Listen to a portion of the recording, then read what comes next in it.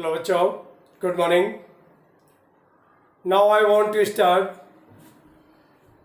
the first chapter of class 8 SST Modern Period. Students, आप इस chapter में वर्तमान समय में क्या चल रहा है, मॉडर्न पीरियड में किन किन चीज़ों को लिया गया है उसे देखेंगे। मॉडर्न पीरियड कब से शुरुआत हुई ये भी समझेंगे, और क्लास 7th में आप पढ़ के आए मेडिएवल पीरियड को, 8th क्लास में आप मॉडर्न पीरियड को पढ़ेंगे। कुछ लोगों का मानना ये है कि अकॉर्डिंग टू इंडियन हिस्ट्री, भारतीय इतिहास के आधार पर इसकी शुरुआत 18th सेंचुरी से मानी जाती है, और ब्रिटिश हिस्ट्री के अकॉर्डिंग इसकी शुरुआत 16th सेंचुरी से मानी जाती है। अब आप इनमें से किसे उचित समझेंगे? मैं समझता हूँ मेडिएवल पीरियड का एंड 16th सेंचुरी से होता है, तो जब मेडिएवल पीरियड का एंड 16th सेंचुरी से होता है तो नेक्स्ट पीरियड का शुरुआत भी आप समझ सकते हैं वो 16th सेंचुरी से ही होगा, क्योंकि उसका वहाँ पर एंड होता है। तो नेक्स्ट जो आपका मॉडर्न पीरियड है उसकी शुरुआत 16th सेंचुरी से ही होगी। अब हम बात करते हैं, हमारे पास जो हिस्ट्री में एंशिएंट मॉडर्न पीरियड का चैप्टर है, इसके बारे में हम समझेंगे, पढ़ाएंगे, समझाएंगे आपको किस तरीके से हमने इसे समझा है, और आपको भी हम समझाएंगे।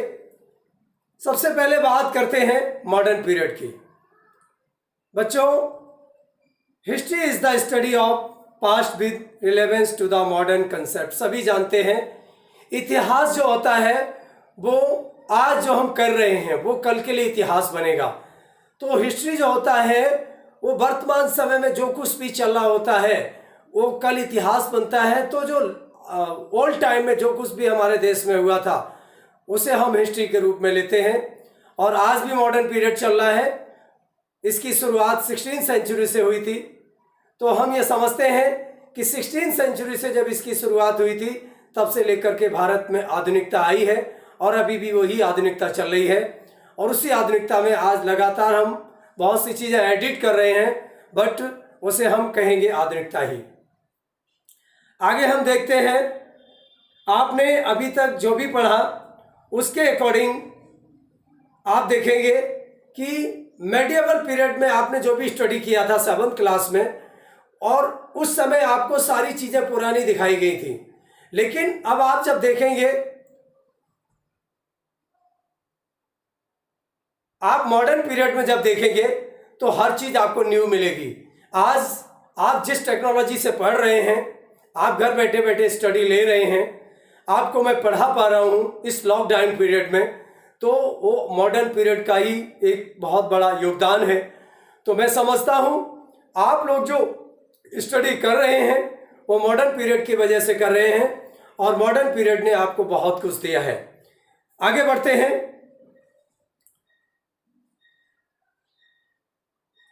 मॉडर्न पीरियड के अकॉर्डिंग का मतलब होता है हर प्रकार से चेंजिंग होते चले जाना।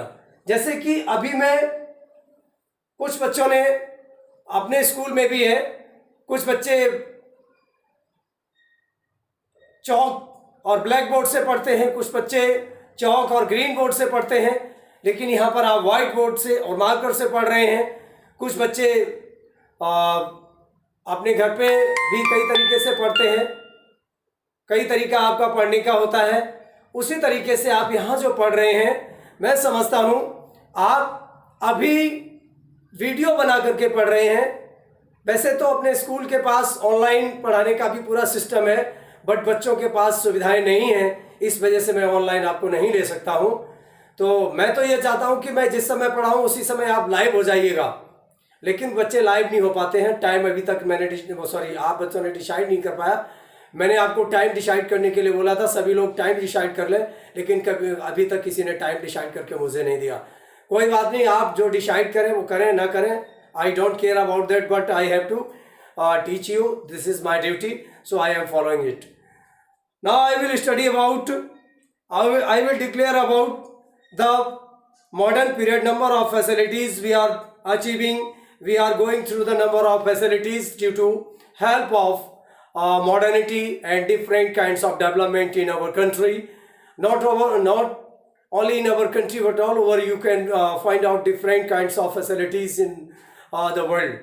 So firstly I want to declare something about the sources of information, because everything we confirmed by the sources of information. What kind of sources we find from the modern period? These are the sources. I will declare all the sources which are the main cause for the information of modern period. Students, note down all the sources which are used for modern period. First of all, I want to declare about reports.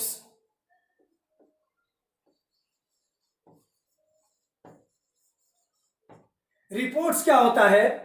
जैसे कि मैं जो कुछ भी कर रहा हूं और मैं क्या कर रहा हूं, सुबह से शाम तक मुझे कोई ड्यूटी दिया गया है, और जो भी ड्यूटी मुझे दिया गया है उस ड्यूटी को मैं फॉलो कर रहा हूं या नहीं कर रहा हूं. लास्टली उसका जो रिजल्ट आएगा, जब मेरा कार्य किसी के पास चेक होने के लिए जाएगा तो वो मेरे ऊपर रिपोर्ट बनाएगा. तो ये आपका रिपोर्ट हो गया. सेकंड है आपका पेंटिंग्स. आपने देखा होगा पेंटिंग्स भी बहुत बड़ा सोर्स होता है.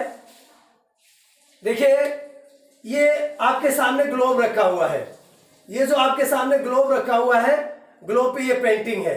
और डिफरेंट वॉल पेंटिंग आपने देखी होगी, कई बिल्डिंग्स पे भी पेंटिंग देखी होंगी. पेंटिंग्स जो है वो आधुनिकता का प्रतीक मानी गई हैं. ये भी एक सोर्सेस ऑफ इंफॉर्मेशन है. आगे बात करते हैं हम बुक्स की. और देखिए, बुक्स का तो यूज़ सभी लोग करते हैं, सभी बच्चे बुक्स का यूज़ करते हैं. बुक्स क्या है? बुक्स भी एक बहुत बड़ा सोर्स ऑफ इंफॉर्मेशन माना जाता है. बुक्स के जरिए से हम कई प्रकार की सूचनाएं अचीव करते हैं, कई प्रकार की जानकारियां हमें मिलती हैं. तो वो भी किसका जरिया है? बुक्स के जरिए से हम, आज आप लोग जो स्टडी कर रहे हो, आज आप लोग जो घर पे बैठ के पढ़ते हो, स्कूल में पढ़ते हो, कहीं भी जाकर के पढ़ते हो, यूनिवर्सिटी में पढ़ते हो, वो बुक्स की मदद से पढ़ते हो, बुक्स की जरिए से आप पढ़ते हो. तो बुक्स भी एक बहुत बड़ा सोर्स माना गया है इंफॉर्मेशन का. फोर्थ है आपका आर्कियोलॉजिकल.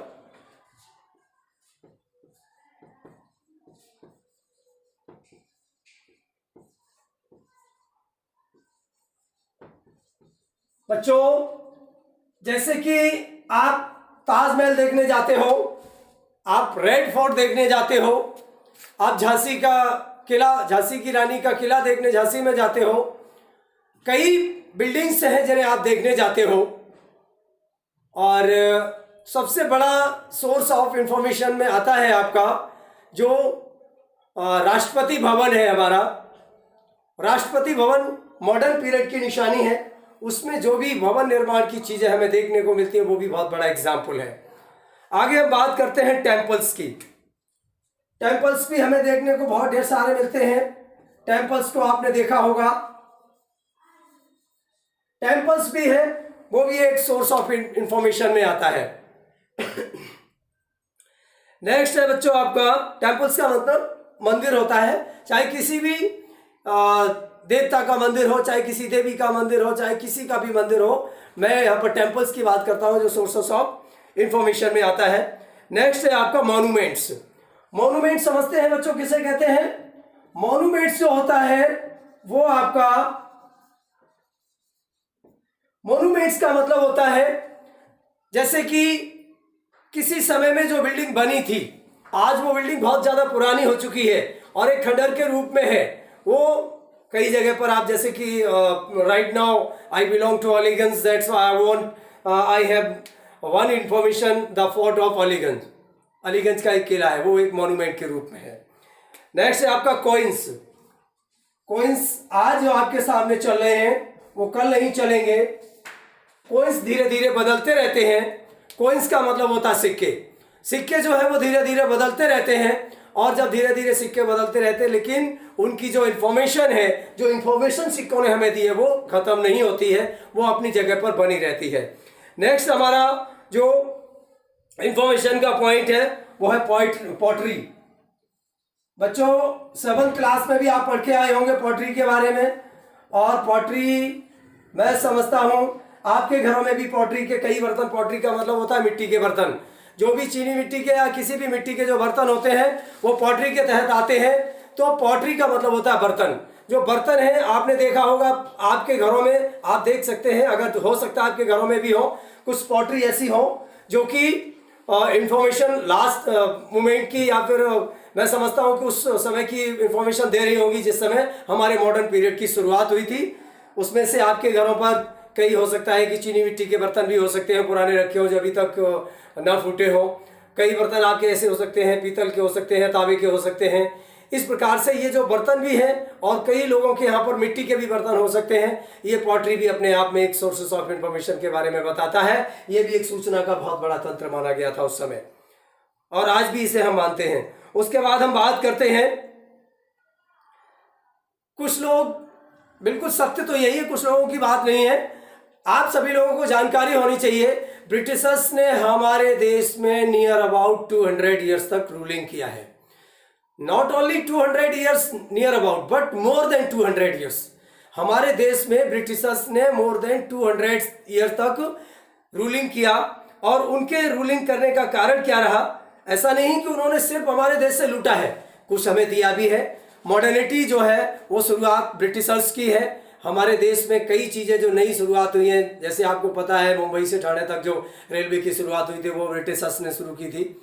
तो ये भी बहुत सी ऐसी देने हैं, बहुत सी ऐसी चीज़ें जो मॉडर्न की हैं जो हमारे देश में ब्रिटिशर्स ने दी। और इस तरीके से कई और चीज़ें जो इन्फॉर्मेशन के रूप में आती हैं। मैं बात करता हूँ ब्रिटिश पेपर्स की। ब्रिटिश पेपर्स, जब ब्रिटिशर्स ने यहाँ पर अपने देश में पेपर शुरू किए थे तो कौन कौन से पेपर शुरू किए थे?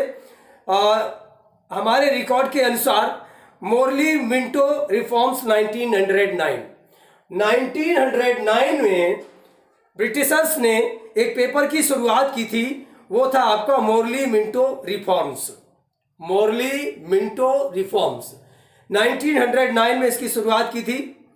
उसके बाद गवर्नमेंट ऑफ इंडिया एक्ट 1935 में लागू किया गया था।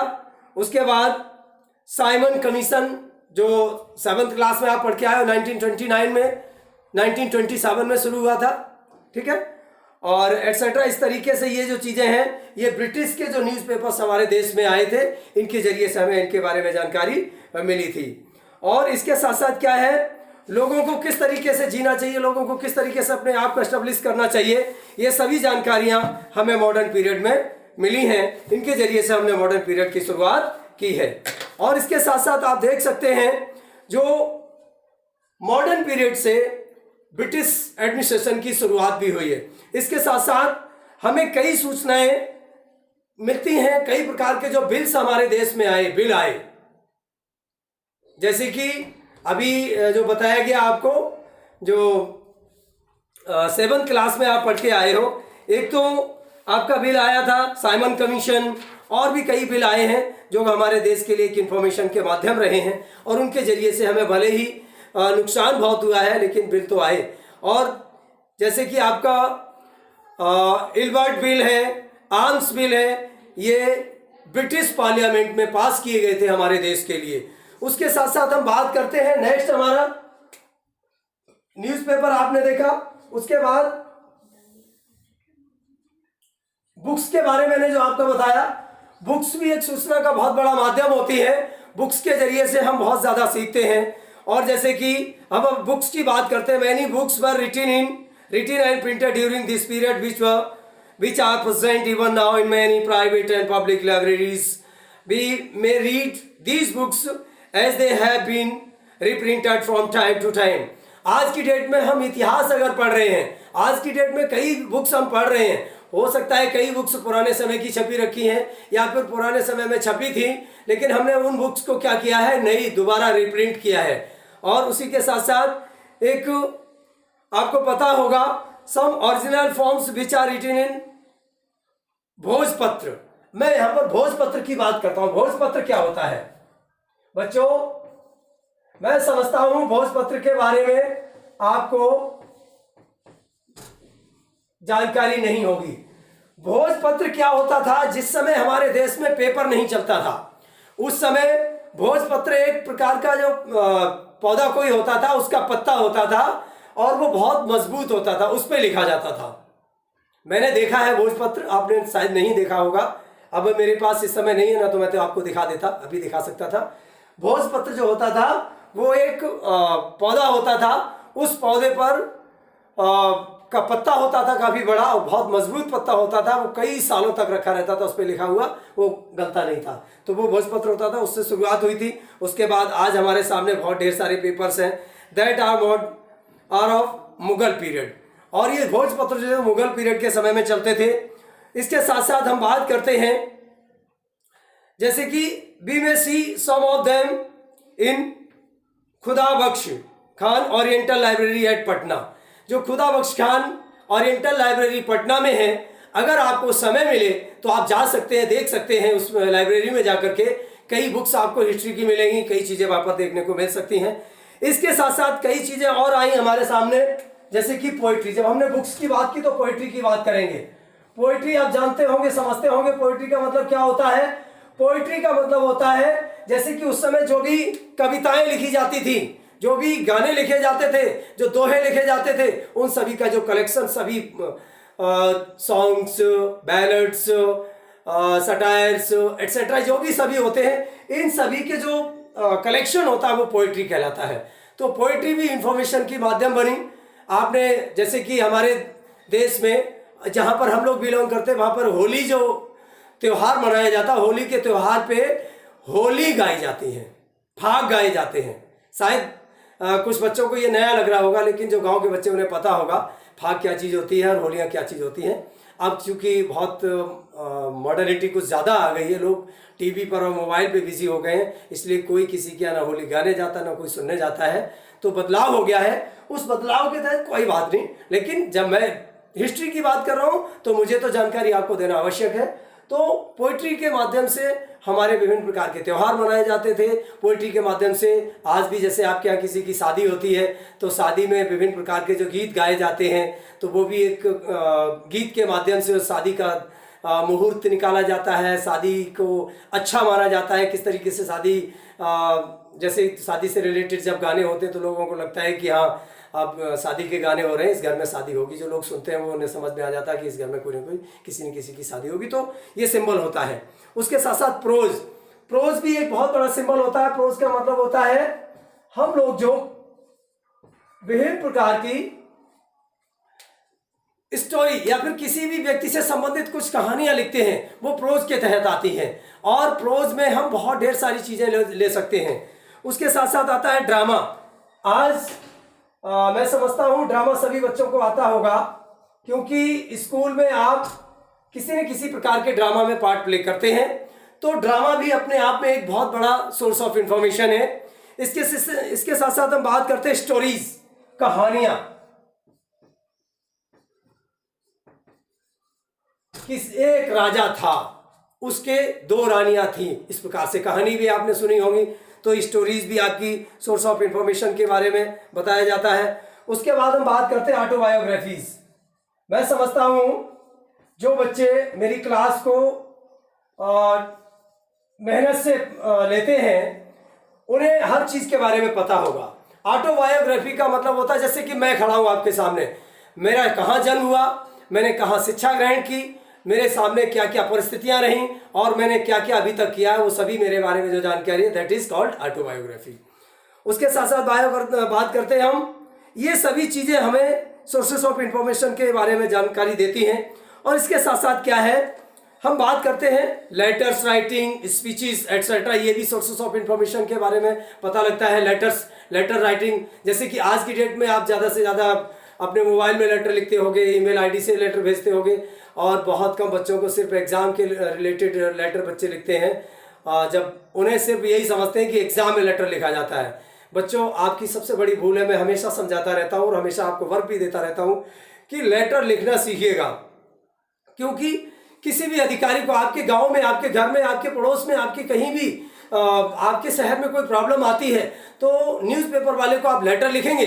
वहां पर आप मोबाइल फोन से आप किसी को इन्फॉर्म नहीं कर सकते, तो लेटर जब लिखेंगे उसे तो निश्चित रूप से लेटर से जो उस पर प्रभाव पड़ेगा वो और किसी चीज से प्रभाव नहीं पड़ सकता है। आप न्यूज़पेपर वाले को लेटर भी लिख सकते हैं, आप डिस्ट्रिक्ट मजिस्ट्रेट को भी लेटर लिख सकते हैं, एसएसपी को भी लेटर लिख सकते हैं, लोकल जो भी गवर्नमेंट का बॉडी होता है उसे भी आप लेटर लिख सकते हैं, अपने एमपी एमएलए वगैरह प्रधान को, या जो भी आपके जैसे सिटी में आप रहते हैं तो जो आपके चेयरमैन होते हैं, आप अगर महानगर में रहते हैं तो मेयर होते हैं, उन्हें इस तरीके से जो भी लेटर से इन्फॉर्म किया जाता है। तो लेटर भी एक बहुत बड़ा इंफॉर्मेशन का सोर्स माना जाता है।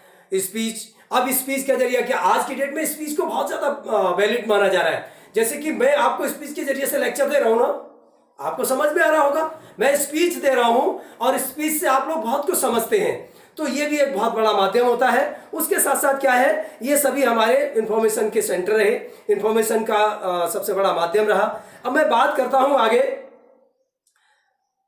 हमारे यहां उदाहरण के तौर पर एक गांधी स्मृति जो है, और गांधी स्मृति कहाँ है, राजघाट पर, राजघाट दिल्ली में है, सभी को पता होगा। वहां पर एक लाइब्रेरी है, उस लाइब्रेरी में उस समय लगभग मैं समझता हूं 60,000 बुक्स हुआ करती थी। जो राजघाट में एक लाइब्रेरी बनी हुई है, राजघाट दिल्ली में है, और जिस राजघाट में क्या है, महात्मा गांधी की स्मृति बनी हुई है। स्मृति का मतलब समझते हैं, स्मृति का मतलब होता है उनकी यादगार, ठीक है ना। तो उनकी यादगार में, महात्मा गांधी के यादगार में वहां पर एक लाइब्रेरी बनाई गई है, और उस लाइब्रेरी में नियर अबाउट 60,000 बुक्स का कलेक्शन है। 60,000 बुक्स का कलेक्शन। बच्चों आप इसे नोट करते चलिएगा। आगे हम बात करते हैं, इसके साथ साथ महात्मा गांधी के इसी लाइब्रेरी में जो म्यूजियम बना है, म्यूजियम में ही लाइब्रेरी है, उसी में near about 6,000 photos of Mahatma Gandhi. Mahatma Gandhi के यहां पर आपको फोटोज भी देखने को मिलते हैं।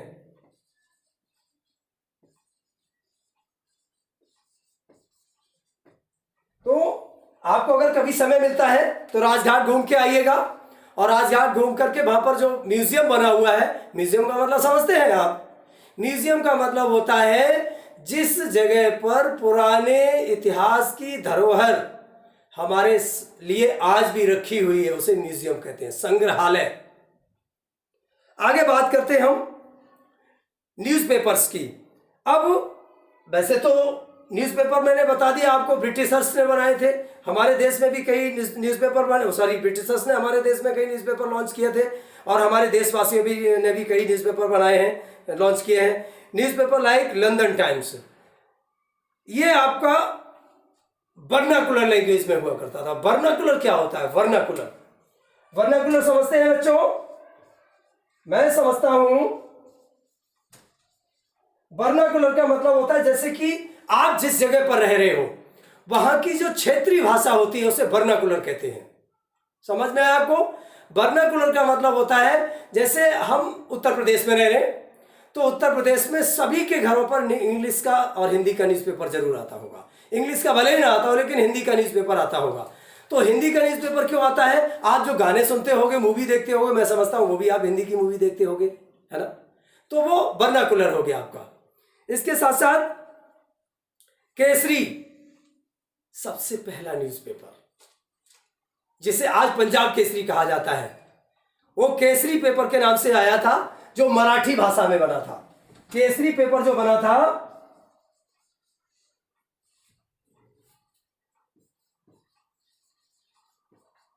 ये मराठी भाषा में बना था।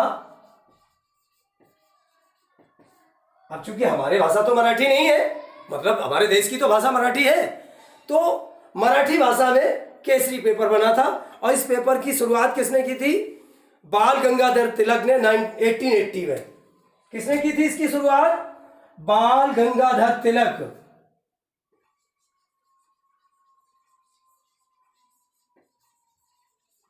बाल गंगाधर तिलक ने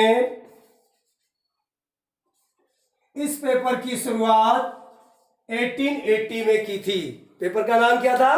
केसरी। किस भाषा में था? मराठी। अब मराठी कोई राष्ट्रभाषा नहीं है, लेकिन वर्नाकुलर है। वर्नाकुलर का मतलब वहां की अपनी क्षेत्रीय भाषा है। ठीक है, आगे बात करते हैं बच्चों हम administrative reports of the government. अब सरकार ने एडमिनिस्ट्रेटिव रिपोर्ट किस तरीके से तैयार की? मैं समझ रहा हूं ये वीडियो काफी बड़ा हो चुका है। ये जो अगला एडमिनिस्ट्रेटिव रिपोर्ट है गवर्नमेंट की, वो मैं अगले वीडियो में बना के डालूंगा। अभी इस वीडियो को यहीं तक एंड करता हूं और मैं आपसे सभी बच्चों से कहता हूं, आप लोग वीडियो को देखते रहिएगा, लाइक करिएगा, शेयर करिएगा और पर डे पढ़िएगा। अगर एक बार में वीडियो समझ में नहीं आता है, अगर किसी भी चैप्टर के बारे में एक बार में समझ में नहीं आता तो 2 बार पढ़िएगा। आपको इसमें कोई खर्चा नहीं होना है। आप अपने मोबाइल पे जो यूट्यूब चैनल पे पढ़ा हुआ उसी से तो देख रहे हैं, कुछ एक्स्ट्रा तो दे नहीं रहे मुझे। हाँ, तो आपको पढ़ने में क्या दिक्कत है? पढ़ते रहिएगा और अपनी अटेंडेंस भी भेजते रहिएगा। थैंक्स।